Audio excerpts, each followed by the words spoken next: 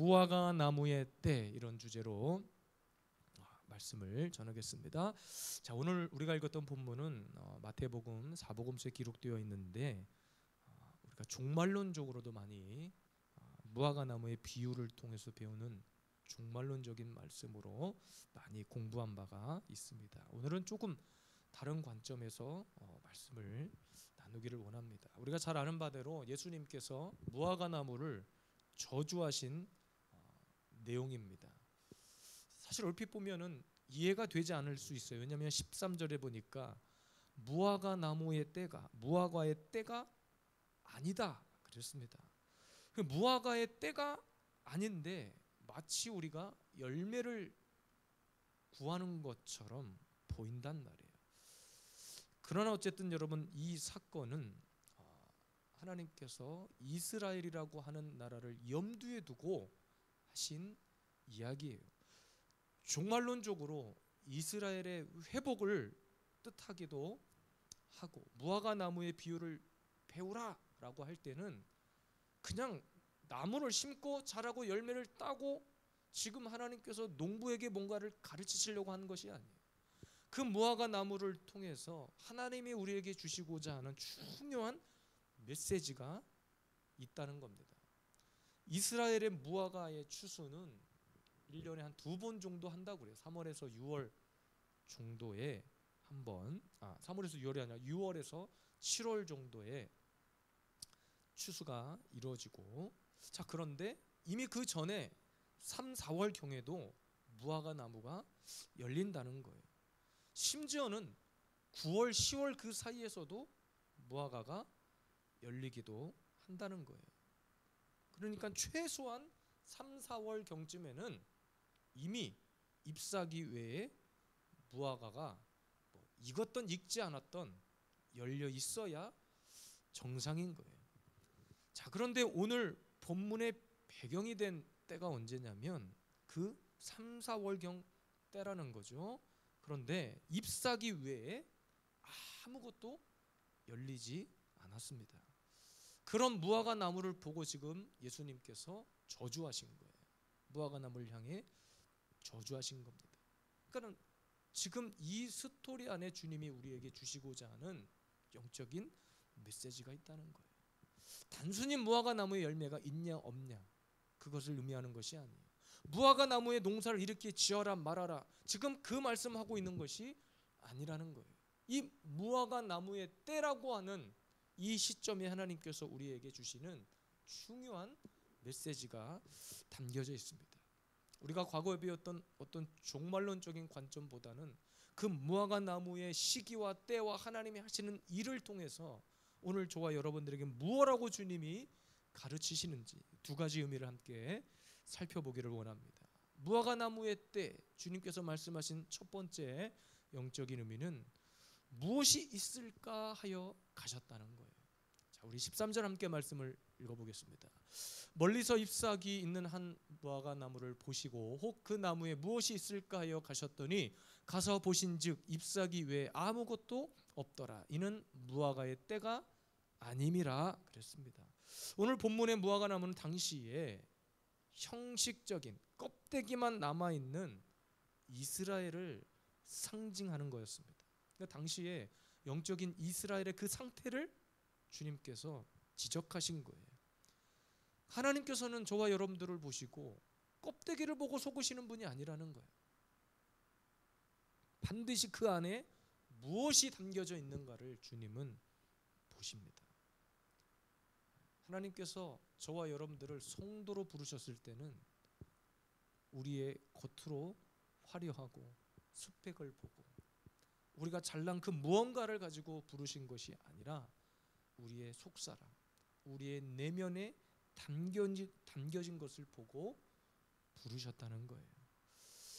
그래서 시대를 보면 화려한 건물을 짓고 예배당을 짓고, 오늘도 목사님과 교제를 하며 그런저런 또 옛날의 이야기를 하면서 회상해 보니 사람들이 왜 교회 안에서 아파서 쓰러지고 교회를 나가고 교회 안에서 다툼이 일어나는가? 눈에 보이는 그 화려함 때문이 아닌가 생각을 해봅니다. 오늘 주님이 무화과 나무를 보시고 이렇게 물으신 거예요. 그 안에 무엇이 있을까? 그 나무에 무엇이 있을까 하여 가셨다 그랬습니다. 겉에 달려있는 열매를 보시고자 해서 가신 것이 아니라 그 안에 자라나고 있는 그 담겨진 속사람을 보시고자 가셨다는 거예요. 무엇이 있을까? 그러니까 하나님을 저와 여러분들의 평가 기준은 뭐냐? 겉에 있는 화려함이 아니라는 거예요. 늘 주님은 언제나 우리의 깊은 마음을 살피시는 분이에요. 언제나 주님은 우리의 마음 깊은 곳까지 살피시는 분이라는 거예요. 많은 사람들이 신앙의 연조를 자랑하고 목사인 것을 자랑하고 교회에서 직분을 자랑하고 중요합니다.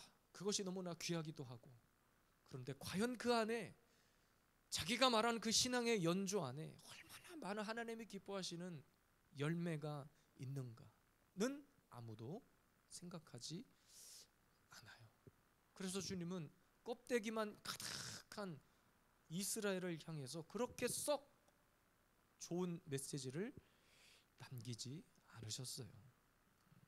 신앙생활을 수없이 해도, 예배를 수없이 드렸고 헌금을 수없이 드리기도 했고, 그럼에도 불구하고 내 안에 말씀을 통한 그 자유함이라는 것은 찾아볼 수 없는 경우가 많이 있죠.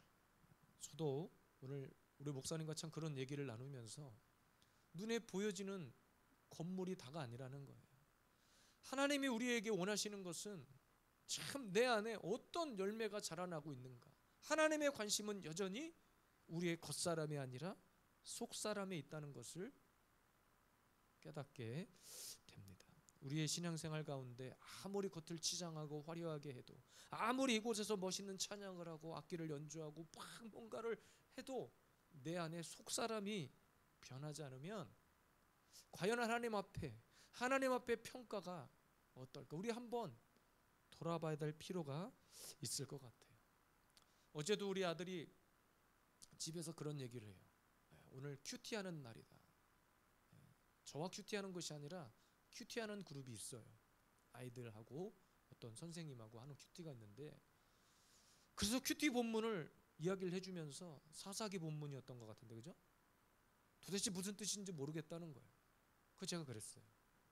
야, 아들아, 오늘 큐티하는 날인데 오늘에서야 본문을 본 것이냐? 근데 저는 이제 의심을 하고 물어봤죠. 근데 그거는 아니라는 거예요.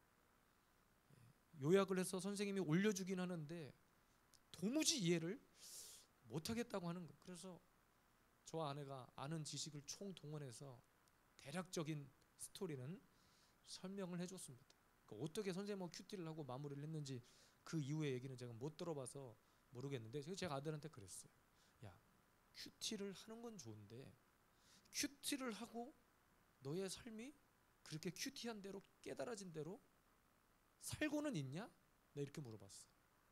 네가 말씀을 듣고 깨달은 대로 살고 있냐?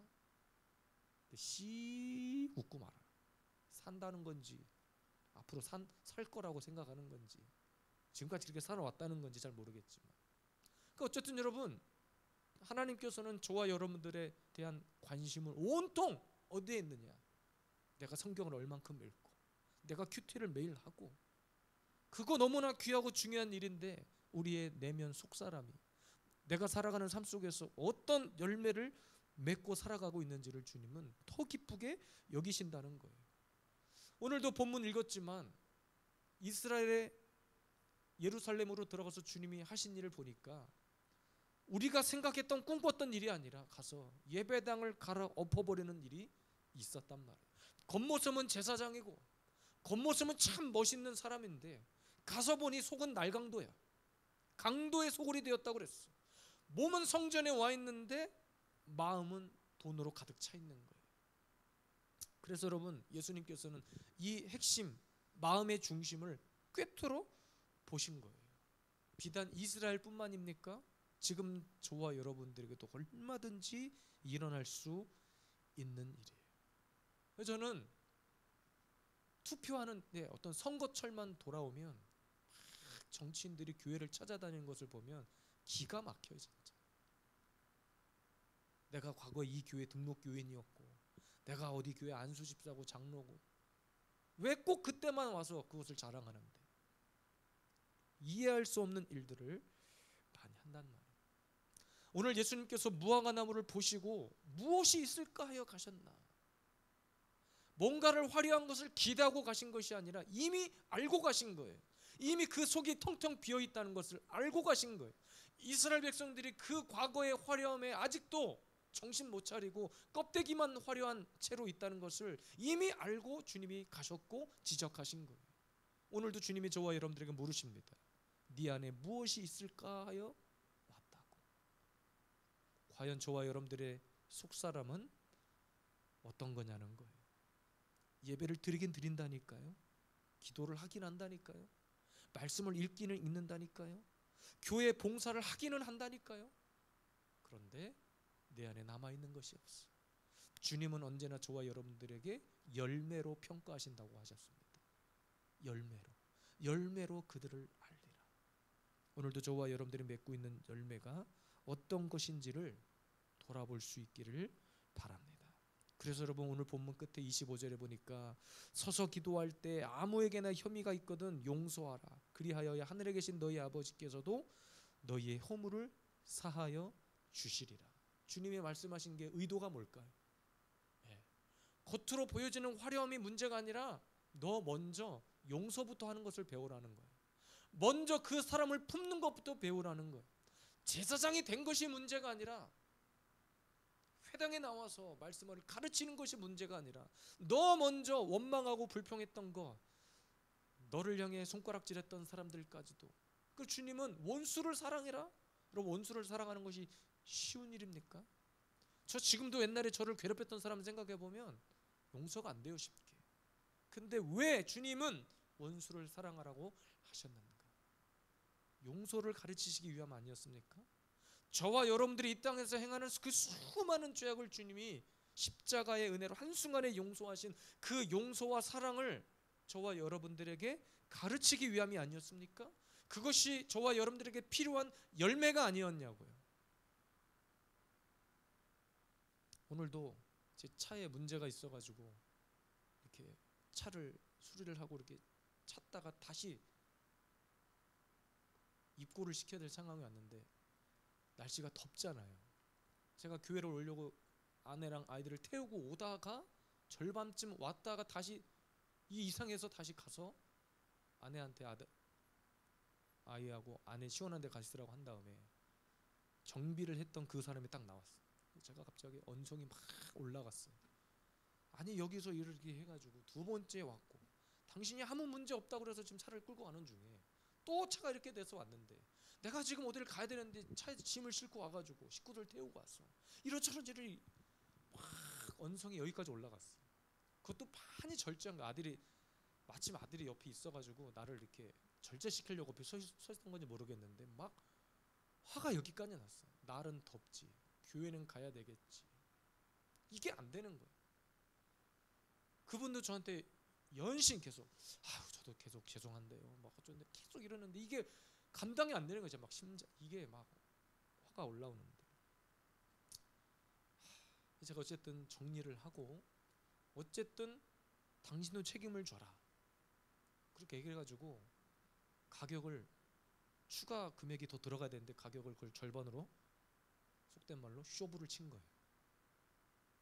또 그렇게 하고 교회를 왔습니다. 와서 보니까 저기 아내한테도 당신 더운데 고생했네 교회 오느라고. 근데 아내는 또 애들이 고생했지 뭐 이렇게 얘기를 하고 이제 잘 마음을 가라앉히고 있었습니다. 근데 하나님께서는 계속 모든 생활 속에서 우리를 바라보시는 것 같아. 계속 야 이런 상황에서도 네가 교회를 가는 것이 맞냐.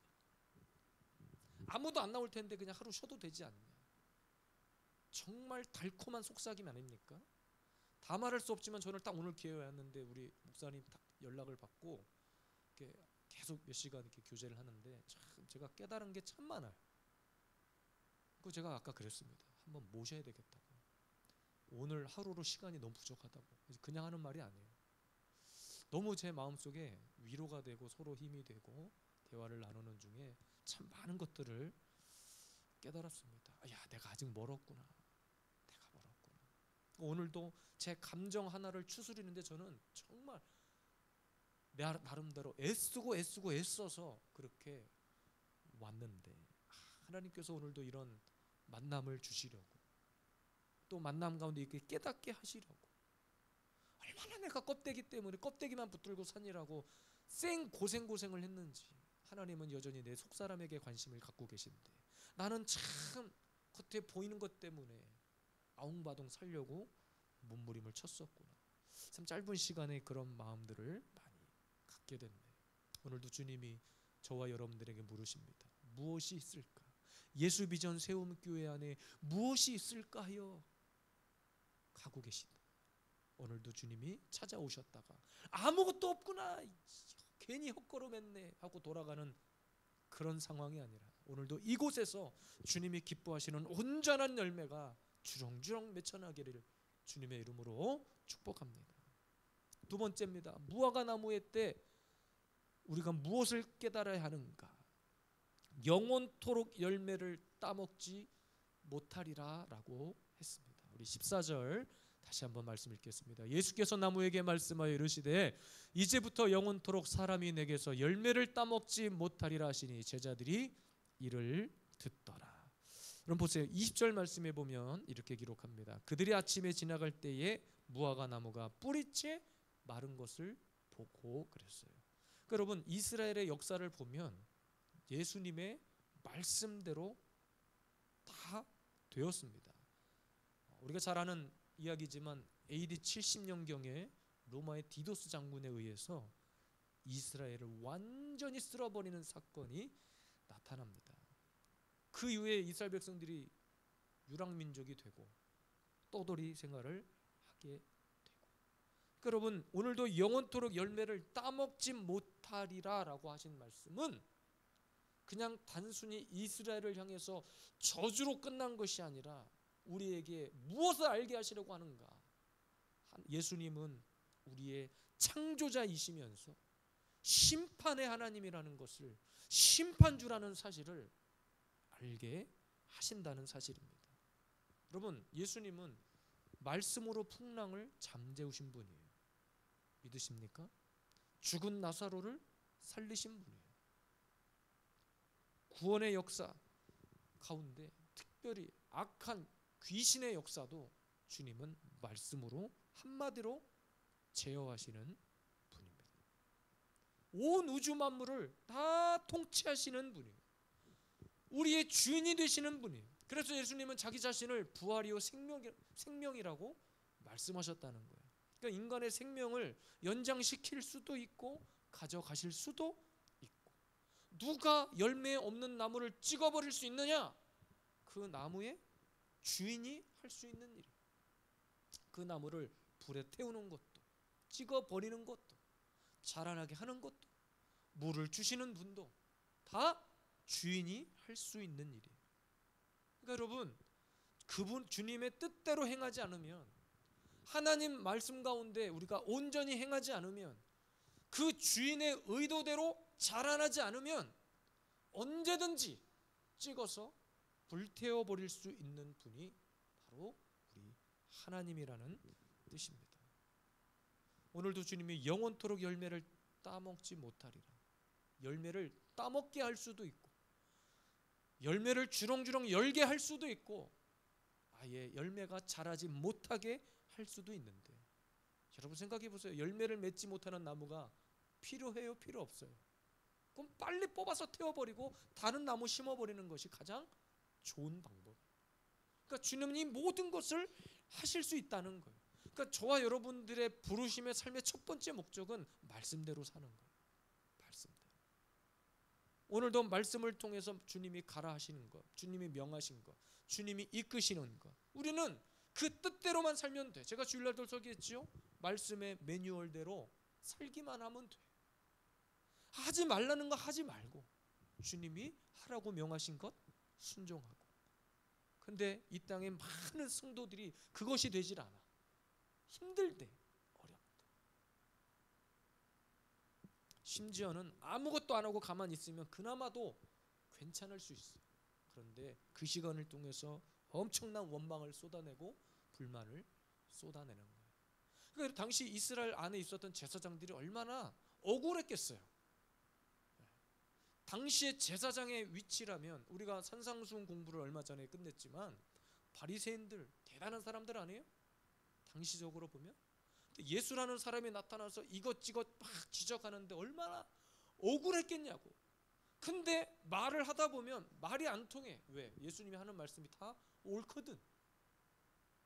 그렇게 하기는 싫고 그렇게 하자니 자존심 상하고, 그래서 나오는 것이 원망과 불평. 오늘 말씀의 버전으로 말하면 그 예수님을 어떻게 죽일까, 어떻게 하면 예수님을 내 인생에서 없애버릴까. 그러니까 여러분, 때로는 저와 여러분들의 마음의 한켠에 늘 그런 생각이 있어요. 교회는 늘 우리를 통제한다고만 생각해. 말씀은 나를 그냥 통제한다고만 생각해. 그러니까 때로는 하기 싫은 거야. 때로는 그냥 편안하게 지내고 싶은 거예요. 우리 코로나 때 그렇게 지내봤잖아요.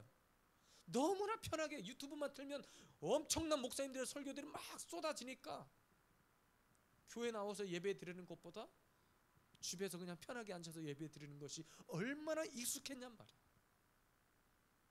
한편으로는 그 시간을 통해서 하나님이 저와 여러분들을 다루어 가시는데 그것조차도 깨닫지 못할 때는 우리의 심령이 엄청나게 피폐해졌다고 저는 생각을 합니다.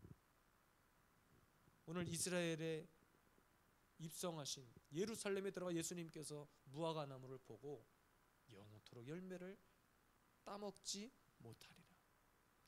그 말씀 그대로 이스라엘은 수백 년, 수천 년 동안 엄청난 고통 가운데 이스라엘의 참담한 역사를 기록했다는 거예요. 우리가 잘 아는 모세도 성막을 지으라고 하실 때는 막연하게 주님이 지으라고 하신 것이 아니라 주님이 보여준 설계도대로 지었습니다.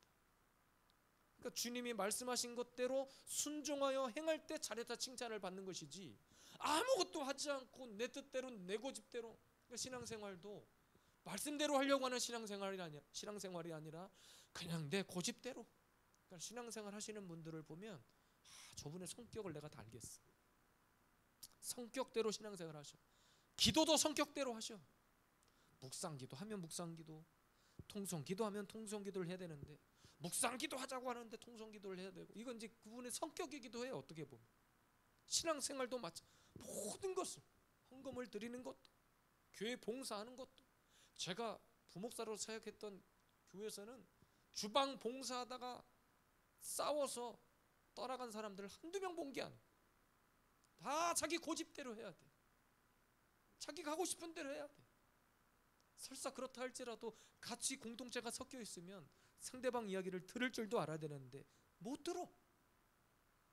그러면서 막 상대방이 기분이 나쁘던 어쨌든 말을 막 쏟아내고 가요. 그리고 나서 그래요. 나는 틀린 말은 안 해. 틀린 말을 안 하는 게 아니라 그렇게 말하는 그분이 저는 200% 틀렸다고 생각해요. 그렇게 말 한마디 해놓고 본인 성질에 못 이겨서 떠나잖아요. 그럼 남아있는 사람은 어떻게 하라고. 김장하다 말고 다 내팽개치고 갔는데 어떡하라고. 그러니까 신앙생활도 봉사도 말씀의 원리가 아니라 자기 뜻대로 자기 고집대로 하려고 하는 사람들이 많다는 거예요. 여러분, 한국교회도 그것 때문에 다툼이 일어나고 싸움이 일어나는 것 같아요. 말씀의 원리가 아닌 것 가지고, 본질이 아닌 것 가지고 싸우니까. 오늘 우리 예수비전 세움교회 성도 여러분, 이 밤에 금요 예배 나오신 여러분들, 우리가 하나님 앞에 내 고집을 내려놓고 내 생각을 내려놓고, 오늘 주님은 무화과 나무를 보시면서 분명히 말씀하셨습니다. 그 안에 무엇이 있는가? 그 안에 무엇이 있는가라고 하는 그 말은 열매를 말하는 거예요. 과연 네 안에 속사람이 어떻게 하나님 보시기에 아름다운 열매를 맺고 있는가? 오늘도 주님은 저와 여러분들에게 물으십니다. 그리고 무화과 나무를 향해서 저주하셨어요. 열매를 맺지 못하리라. 열매를 맺지 못한 나무는 반드시 찍혀 불에 태워진다고 했습니다. 우리 신앙생활 하는 가운데 끝까지 우리는 하나님의 말씀의 원리를 가슴에 새기기를 원합니다. 왜 이 땅에 수많은 이단들이 나타난 줄 아십니까? 처음 시작은 그들도 말씀이었잖아요. 그런데 어느 순간 말씀이 아닌 자기의 이성이 들어가고 자기의 생각이 들어가고 자기의 경험이 들어가고 자기의 고집이 들어갈 때 그 안에는 맺지 말아야 할 열매가 맺어진 거예요. 불신의 열매, 탐욕의 열매, 탐심의 열매, 거짓의 열매가 맺어진 겁니다. 주님은 반드시 이 땅에 다시 오셔서 말씀으로 심판하신다고 했습니다. 심판하실 때의 기준은 열매입니다. 내 안에 속사람에 나타나고 있는 열매. 우리 사랑하는 성도 여러분, 오늘 이 밤에 하나님 내 안에 주님이 찾아오셔서 그 안에 과연 무엇이 있는가 물으실 때, 이 교회 안에 무엇이 남아있는가 물으실 때, 내 안에 무엇이 남아있는가 물으실 때, 오늘도 주님 앞에 아름다운 열매로 강건한 속사람으로 나아올 수 있게 되기를 주님의 이름으로 축복합니다.